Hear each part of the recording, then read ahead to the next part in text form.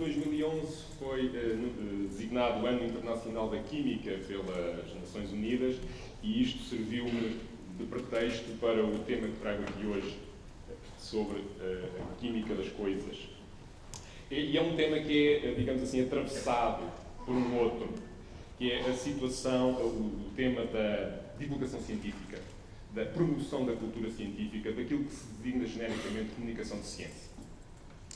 E porquê é que este tema de comunicação de ciência é interessante? Porquê é que se deve fazer comunicação de ciência? Esta é a primeira pergunta que eu vou tentar responder, porque quando comecei a envolver-me um pouco por acaso nestas atividades de comunicação de ciência, havia a ideia de que os cientistas tinham a obrigação de comunicar ciência ao grande público porque isso era bom para eles, para os cientistas. A ideia era que nós temos de justificar o que andamos a fazer para que as pessoas continuem a pagar o investimento em investigação. Portanto, grande parte da investigação é feita com base em dinheiros públicos, não toda, e portanto havia esta obrigação. Eu não concordo muito com isto, logo à partida, por uma questão pessoal. Não percebo porque é que são os cientistas os únicos que têm que explicar como é que torram o dinheiro. E até nem sei se a estratégia resulta. Portanto, os bancos nunca justificam. E há sempre gente interessada em dar-nos dinheiro. Bom, mas agora, um pouco mais a sério, que eu acho que é mais importante comunicar ciência para benefício do cidadão, para lhe dar as ferramentas para entender o mundo em que se move. A nossa sociedade atual é uma sociedade claramente de base científica tecnológica e a cultura científica é absolutamente indispensável para a pessoa se sentir confortável nesse mundo. Dito as coisas de outra forma, na ausência de cultura científica, este mundo é mesmo muito estranho. Não é assim uma coisa... E, portanto, eu não estou a dizer isto só a pensar nos grandes temas, como perceber o que é isso da energia nuclear, ou o que são organismos geneticamente modificados, ou como é que se transmite o vírus da SIDA. Não. Eu estou a falar de coisas comezinhas do nosso dia-a-dia e vou dar agora um exemplo para perceberem onde eu quero chegar. Vou colocar ali umas quantas palavras ao acaso. Vocês fingem que acreditam que foi ao acaso. Ao acaso, que todos nós associamos mais ou menos a ciências e tecnologia. Sei lá, hologramas, magnetismo, relatividade. Depois apago umas quantas e tento com as restantes fazer uma frase movendo-me ao longo do sentido dos ponteiros do relógio. E posso dizer que houve um engenheiro da NASA que criou hologramas quânticos embebidos numa frequência de íons negativos que estabilizam a nossa energia. É uma frase sem qualquer sentido, mas vende pulseirinhas maravilhosas.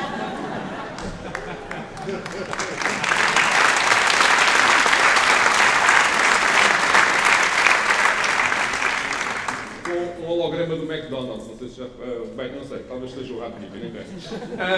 E isto funciona, na ausência de cultura científica, isto funciona da maneira que nós quisermos. Por exemplo, eu vou propor-me a substituir algumas daquelas palavras por outras.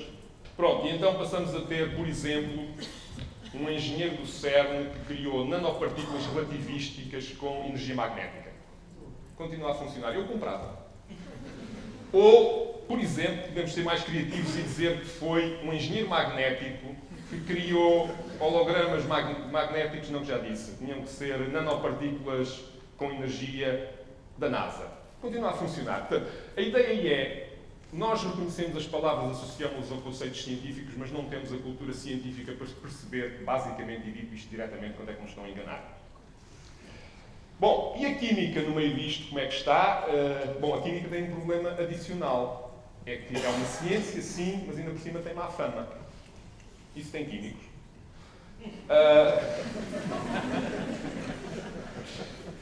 Muitas pessoas ainda fazem uma separação entre as substâncias químicas que são produzidas, por exemplo, pelas plantas, que chamam produtos naturais, das substâncias químicas que são produzidas num laboratório, a que chamam assintosamente químicos. É evidente que, por exemplo, a aspirina é uma substância que não existe na natureza, só pode ser sintetizada artificialmente em laboratórios. E, por outro lado, temos umas vagas muito suculentas em alguns países tropicais, cujo suco é um veneno que nos mata com dores atrozes em meia dúzia de horas. Ambas as substâncias, a aspirina e o suco da baga, podem ser utilizados para resolver problemas de dor de cabeça. De formas diferentes. E eu sou da opinião que as pessoas deviam efetivamente ter direito a escolher. Mas estou com uma dor de cabeça enorme. Olha, tenho aqui umas vagas e tenho aqui uma aspirina. Dê-me os produtos naturais que eu não gosto de químicos. Mas o principal problema da química acaba por ser o facto da maioria das pessoas não entender, não ter conhecimento do papel central que a química representa nas nossas vidas. A química está efetivamente em todo lado. Está no metabolismo das nossas células. Está na digestão do ótimo coffee break que nós acabamos de consumir. Está no material das cadeiras onde estão sentados, nos pigmentos das tintas à nossa volta, nos monitores dos computadores, no rímel que dá mais 1 milímetro de comprimento às pestanas. Está mesmo em todo lado. E essa percepção não passa muito para o grande público. As indústrias químicas, aliás, queixam-se muito disso, e uma delas aproveitou o Ano Internacional da Química para fazer um vídeo que pôs no YouTube a queixar-se justamente dessa situação, e eu vou-lhes roubar um bocadinho do vídeo para vos mostrar. Isto começa com esta frase: a maioria das pessoas não sabe o que realmente é a química.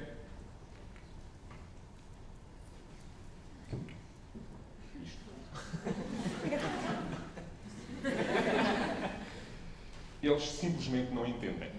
Bom, e depois a empresa continua com o vídeo a dar uma sugestão: vamos aproveitar o Ano Internacional da Química para tentar mudar as coisas, e a minha mensagem aqui é: vamos utilizar a química das coisas para isso. Bom, e o que é a química das coisas? Bom, não é uma ideia genial, nem sequer é totalmente original. Eu acho que a organização vai ficar um bocado decepcionada porque eu vou dizer isto. Nem sequer é um é assim um mas é uma forma de transmitir às pessoas a informação sobre a química que está à nossa volta no dia-a-dia. Portanto, é um conceito através do qual eu tento atingir 3 objetivos. Primeiro, efetivamente mostrar qual é o papel da química no nosso dia-a-dia.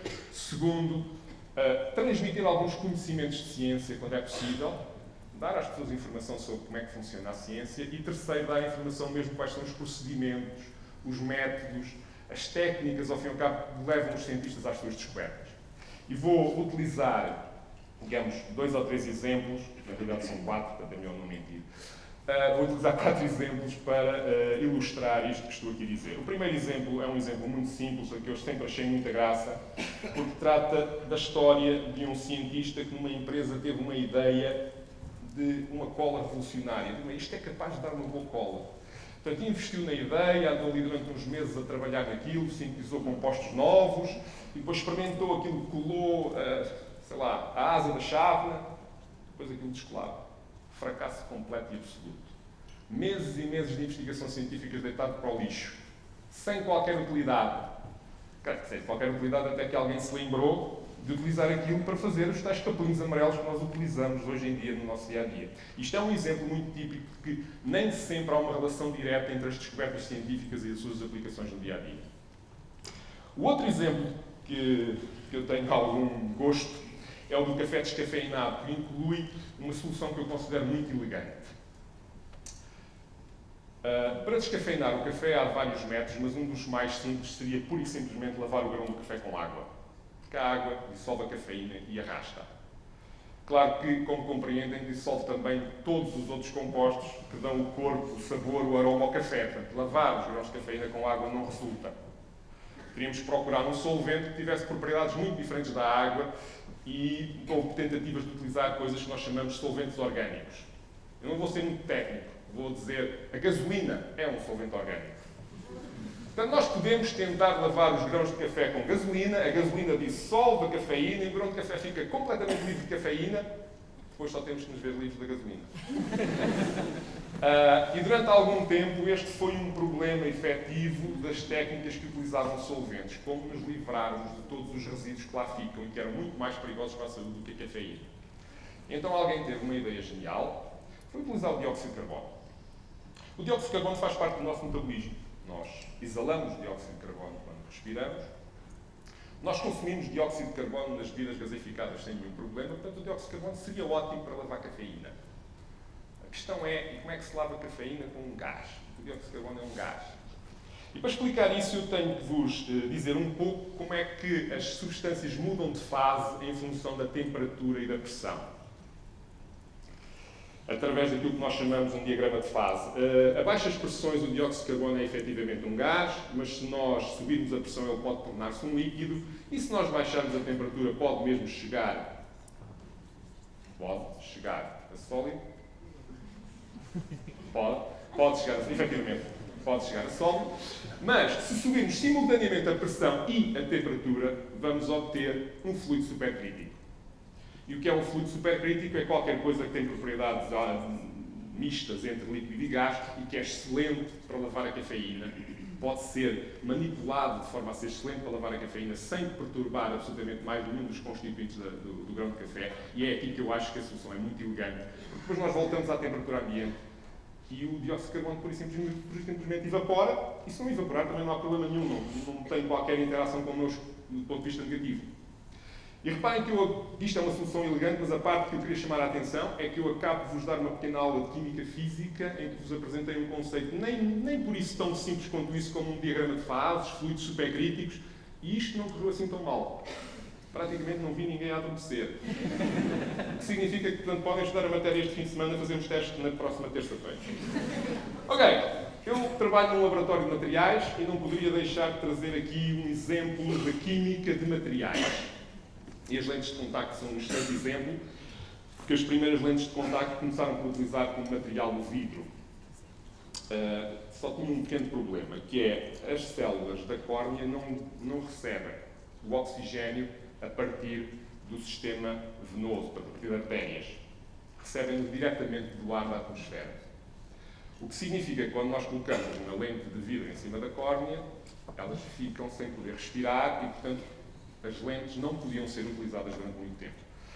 Aliás, quando os mais entusiastas utilizavam as lentes durante muito tempo, parece que se desenvolviam veias nos olhos, de maneira a levar, veias artérias, de maneira a levar o sangue até às células, o que é uma demonstração de como o nosso organismo se adapta às dificuldades, mas vocês estão a imaginar o olho atravessado por artérias, não é propriamente uma coisa estética e não deve facilitar a visão.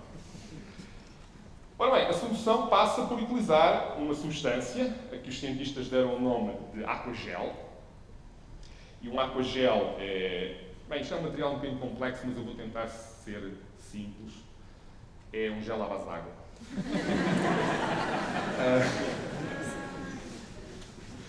E que tem, este em particular, as propriedades de ser permeável ao oxigênio. Portanto, nós podemos colocar a lente sobre o olho, as células continuam a respirar e as lentes podem ser utilizadas durante muito mais tempo. Uma solução simples, mas obviamente isto foi feito num laboratório de química. Ora bem, mas sem qualquer dúvida, a adrenalina funciona porque eu vou bem à frente do meu tempo. É uma coisa incrível.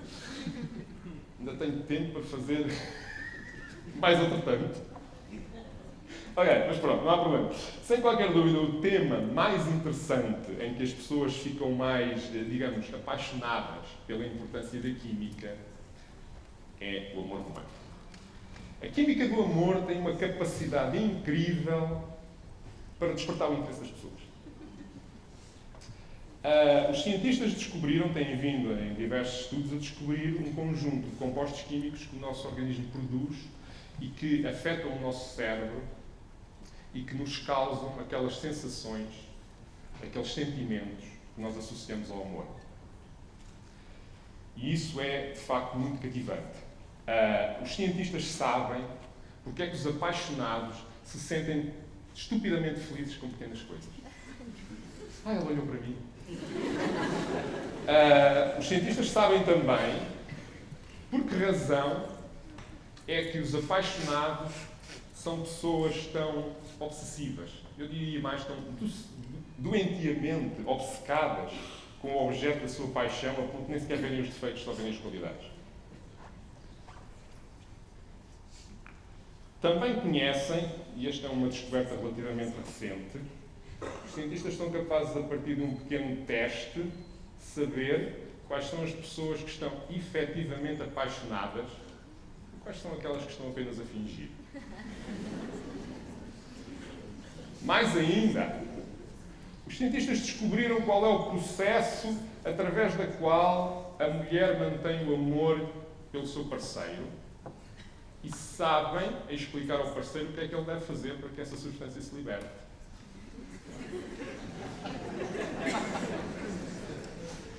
Mas, esta agora não vai agradar a uma parte da audiência, vai agradar bastante à outra. Também sabem o mesmo no que diz respeito à substância que atua no cérebro dos homens e garante a sua fidelidade. Recentemente, de entre cerca de, as várias dezenas de compostos químicos que existem no suor, a transpiração masculina, os cientistas identificaram uma molécula que, através do olfato, tem um comportamento muito interessante. Isto é, através do olfato, consegue alterar o comportamento das mulheres. E alterar de que maneira? Já vão perceber o que é que isto é interessante. Torna-as menos racionais. Mais impulsivas. Menos ponderadas no que vão fazer a seguir. Eu acho que não preciso dizer mais, para toda a gente perceber o que é interessante. Bom, de maneira que eu vou mesmo ficar por aqui. Vou deixar uns quantos minutos para o orador seguinte. Vou apenas esperar que efetivamente tenha conseguido despertar a vossa curiosidade por estes temas. Espero também ter-vos convencido que uma boa cultura científica ajuda-nos mesmo a compreender as coisas que estão à nossa volta e que realmente a química das coisas pode ser muitíssimo interessante. Muito obrigado a todos.